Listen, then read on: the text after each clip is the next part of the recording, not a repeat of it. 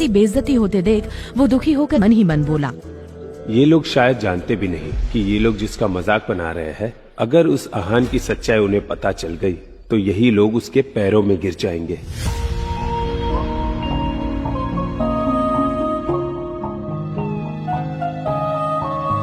आहान की पत्नी शनाया को अपने पिता के कहने पर आहान से शादी करनी पड़ी थी और अब वो सिर्फ इस रिश्ते को जैसे तैसे निभा रही थी, वरना गिल फैमिली की लड़की नौकर की औकात वाले आहान से शादी तो छोड़ो, दोस्ती तक नहीं करती। वही आहान सच में अपनी पत्नी शनाया से प्यार करता था, तभी तो इतनी जिल्लतों के बाद भी इस घर में टिका हुआ था। घर में सिर्फ आहान ही था और आखिर वो वक्त आ ही गया जब आहान को शनाया को बचाने के लिए वो कदम उठाना पड़ा जिससे वो अब तक बचता आ रहा था। रोजवुड स्प्रिंग में किसी बड़ी पार्टी ने इन्वेस्ट किया है जिससे कि उसकी पॉपुलैरिटी काफी बढ़ती जा रही। बड़े बड़े बिजनेसमैन उसमें अपना पैसा लगाना चाहते हैं, उस प्रोजेक्ट को पाना चाहते हैं, लेकिन मैं चाहता हूं कि उस प्रोजेक्ट को तुम लोग पाने की कोशिश करो किसी भी तरह, और अगर ऐसा नहीं कर सकते तो तुम सब लोग अपनी अपनी पोजीशन छोड़ने के लिए तैयार रहो। आनंद गिल की बात सुनकर सभी हैरान रह गए और एक दूसरे का चेहरा देखने लगे। तभी शौर्य ने कुछ सोचकर कहा, दादाजी, शनाया के पापा यानी शेखर अंकल, उनके अंडर में काफी सारे इंजीनियर्स की टीम है और अभी शेखर अंकल शहर से बाहर है। तो मेरा मानना यह था कि अगर वो इंजीनियर्स की टीम मेरे अंडर में आ जाए तो इस प्रोजेक्ट को हासिल करने में बहुत आसानी हो जाएगी मेरे लिए। और अगर आप किसी को ऑब्जेक्शन है तो आप लोग बोल सकते हैं। कई लोगों की सहमति देखकर आनंद गिल ने वो टीम शौर्य के हवाले कर दी। कांग्रेचुलेशंस। थैंक यू दादाजी। आनंद गिल ने सबको अपनी पोजीशन छोड़ने की जो धमकी दी थी उसका असर सीधा शौर्य पर पड़ा था। शौर्य सोच रहा था कि क्यों ना वो डील हासिल करके अपने दादाजी का विश्वास और जीत ले और शनाया को कंपनी से बाहर कर दे। कभी तो काम कर लिया कर यार, जब भी आता हूं खड़ा ही रहता तू, काम कर बैठ के वहां। कुछ सोचकर शौर्य ऑफिस के बाहर आया और रोजवुड स्प्रिंग के सीईओ हर्ष मेहरा को फोन लगा दिया। सर, मैं गिल कंस्ट्रक्शन से शौर्य बात कर रहा हूं। आपकी कंपनी में बिल्डर के तौर पे काम करने के लिए मैं आपका प्रोजेक्ट हासिल करना चाहता हूं। कौन है तू? और इस तरह से फोन पे प्रोजेक्ट? मतलब दिमाग से पैदल है क्या? समझता क्या है अपने आप को? एक काम कर, कल मेरे ऑफिस आ जाना। वहां बाकायदा प्रेस कॉन्फ्रेंस का इंतजाम कर रखा है मैंने। कल वहां तेरी और तेरी कंपनी की इज्जत मिट्टी में ना मिलाई ना तो कहना। अरे सर, मैं मेरी बात तो सुन, याद रख, कल के बाद तू कभी फोन पे डील करने की सोचेगा भी नहीं, समझा? इडियट। हेलो, अरे सर मेरी बात तो सुन। हेलो। तो यार ये क्या कर दिया यार, अभी कल कैसे जाऊंगा मैं वहां? प्रोजेक्ट तो दूर की बात, ये तो इज्जत नीलाम करने पे तुला हुआ है क्या? इतना क्यों घबरा रहे हो भाई? शनाया है ना कंपनी का नाम रोशन करने के लिए। दादाजी, क्या बात है छोटे?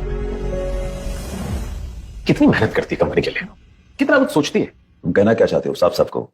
मैं चाह रहा था कि जो रोजवुड स्प्रिंग वाला प्रोजेक्ट है इसे पाने के लिए शनाया की कोशिश करें। वो इसलिए क्योंकि मुझे ऐसा लगता है कि अगर ये कोशिश करेगी तो ये प्रोजेक्ट हमें आसानी से मिल जाएगा और कंपनी का तो फायदा ही फायदा है। शौर्य की बात सुनकर आनंद और शनाया सोच में पड़ गए। शनाया ये समझ नहीं पा रही थी कि शौर्य के अंदर अचानक ही उसके लिए इतनी हमदर्दी कैसे आ गई। ठीक है शौर्य, तुम जाओ, ये डील शनाया ही क्रैक करेगी। All the best Shanaya. Thank you दादाजी। क्या हुआ? कल प्रेस कॉन्फ्रेंस में शनाया की वजह से गिल कंस्ट्रक्शन बदनाम हो जाएगा और फिर हमेशा हमेशा के लिए शनाया इस कंपनी से आउट। मजा आए। अगले दिन शौर्य और शगुन एक कार में शनाया को लेकर खुद हर्ष मेहरा के हेड ऑफिस पहुंच चुके थे। जैसे ही शनाया अंदर पहुंची तो उसने देखा कि बड़ी बड़ी कंपनी के लोग वहां बैठे हुए थे। अब शनाया को समझ आ रहा था कि कुछ तो गेम खेला है शौर्य ने।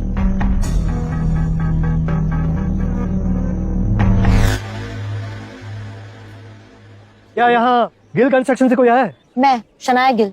आई am here to represent Gill constructions. आप प्लीज डैश पर आके बैठिए, शुरुआत आप ही से करेंगे। शौर्य और शगुन भी मीडिया की भीड़ में खड़े उस पल का इंतजार कर रहे थे जब हर्ष मेहरा बोलना शुरू करे और शनाया को वहां से बेइज्जत करके भगा दे। लेडीज एंड जेंटलमैन, ये है गिल कंस्ट्रक्शन से शनाया गिल। इस प्रोजेक्ट को हासिल करने के लिए इनकी कंपनी के किसी आदमी का कॉल आया था मुझे,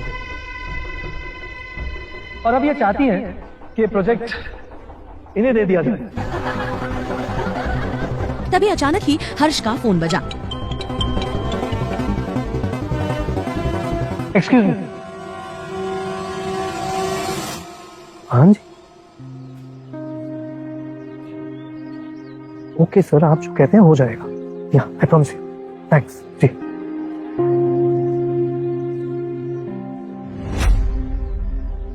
माफी चाहता हूं, एक जरूरी फोन कॉल था। जैसे कि आप सब लोग जानते हैं कि इस प्रोजेक्ट के लिए हमने आपसे ऑनलाइन प्रेजेंटेशन मंगवाया था। हमें आप सबके प्रेजेंटेशन मिले भी और हमने उसे गौर से स्टडी भी की, लेकिन उनमें से गिल कंस्ट्रक्शन की तरफ से भेजा गया प्रेजेंटेशन मुझे और मेरी टीम को बहुत ही पसंद आया और इसीलिए ये प्रोजेक्ट गिल कंस्ट्रक्शन को दिया जाता है। हर्ष के इतना कहते ही वहाँ बैठे सभी लोगों की आंखें चौड़ी हो गई। खुद शनाया हर्ष को एक टक देखे जा रही थी, जैसे अभी अभी जो हुआ उस पर शनाया को यकीन ही नहीं हो रहा था।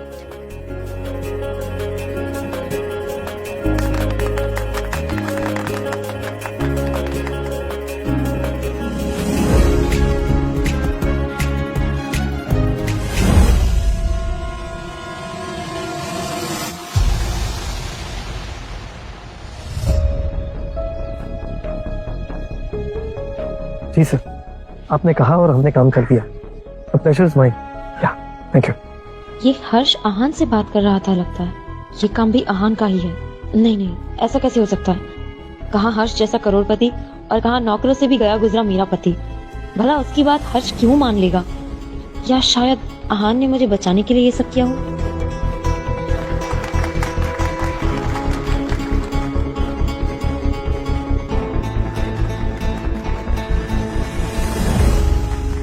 शनाया को कुछ भी समझ नहीं आ रहा था कि आखिर ये मामला क्या है, लेकिन फिलहाल वो बेहद खुश थी क्योंकि उसे ये प्रोजेक्ट मिल गया था। उधर शौर्य और शगुन को शनाया की इस जीत की वजह से बहुत गहरी चोट पहुंची थी और वो इसका बदला उससे लेने के लिए किसी भी हद तक गिर सकते थे और उन्होंने ऐसा ही किया। शनाया के दादाजी आनंद गिल ने भी शनाया का ये प्रोजेक्ट हासिल करने पर बाहें फैलाकर उसका स्वागत किया।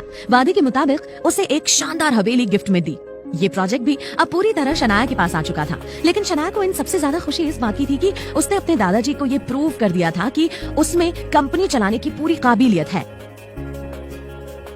मम्मा, अच्छा आप मेरी बहुत अच्छी आहान, न्यूज़ है। तुम हर काम बिगाड़ते क्यों हो? अगर शनाया की मदद नहीं कर सकते हो तो घर में बैठ के घर संभाला करो। ऑफिस में जाकर पापा जी से झगड़ा करने की क्या जरूरत थी? मम्मी जी, आप ये क्या कह रही है? मुझे समझ नहीं आ रहा। अभी जो तुम ऑफिस में करके आए ना, उसकी वजह से शनाया के दादाजी ने शनाया से वो प्रोजेक्ट वापस ले लिया है। और तो और इसे गिफ्ट किया हुआ घर भी वापस ले लिया है।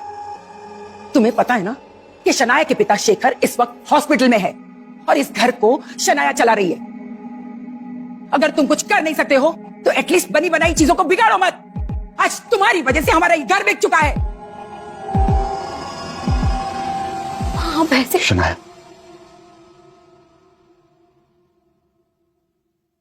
मम्मी जी, अगर आपको लगता है कि शनाया पर ये सारी मुसीबतें मेरी वजह से आई है तो शनाया की सारी मुसीबतों का हल भी मैं ही निकालूंगा। तुम्हारी औकात है? मम्मी जी, अब से ठीक 5 मिनट बाद शनाया के दादाजी आनंद गिल शनाया को वो सब कुछ लौटा देंगे जो उन्होंने इससे छीना है। और इतना ही नहीं, पूरा गिल खानदान शनाया से माफी भी मांगेगा। ये मेरा वादा है। शनाया की माँ आहान का ये कॉन्फिडेंस देख हैरान थी। आज से पहले किसी ने शनाया के दादा को उनके नाम से नहीं पुकारा था और यहाँ आहान, जिसकी हैसियत कल तक एक नौकर से बदतर थी, आज न सिर्फ उनका नाम ले रहा था बल्कि ये भी कह रहा था कि वो शनाया से माफी मांगेंगे। समझे ना तो मैंने क्या कहा? 5 मिनट में काम हो जाना चाहिए। ओके।